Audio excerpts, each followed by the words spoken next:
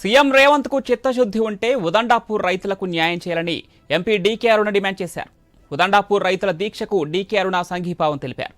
పరిహారం ఇచ్చాకే ప్రాజెక్టు పనులు మొదలు పెట్టాలని హెచ్చరించారు. పాలమూరు బిడ్డనని చెప్పుకునే రేవంత్ రెడ్డి పాలమూరు రైతుల కష్టాలు వినిపించడం లేదా కనిపించడం లేదా అని ప్రశ్నించారు. పర్సంటేజీల కోసం పాకులాడొద్దని సూచించారు.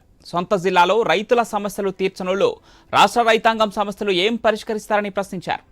రేవంత్ రెడ్డి కాంట్రాక్టులకు డబ్బులు దోచిపెడుతున్నారని ఆరోపించారు.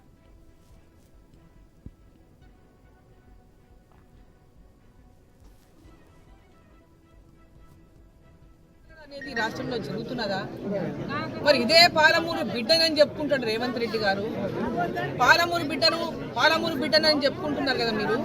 మరి పాలమూరు బిడ్డకు ఈ పాలమూరు బిడ్డల కష్టాలు తెలుస్తలేవా? పాలమూరు బిడ్డల యొక్క బాధ తెలుస్తలేదా? పాలమూరు బిడ్డల యొక్క సమస్యలు తెలుస్తలేవా? ఎందుకు మరి ఇప్పటిదాకా ఇంత నిర్లక్ష్యము? ఈ ప్రాజెక్టు కింద ఉన్నటువంటి ముంపు బాధితులకు వాళ్ళకి ఇవ్వాల్సినటువంటి నష్టపరిహారం చెల్లించకుండా ఎందుకు మీరు తాత్సారం చేస్తున్నట్టు?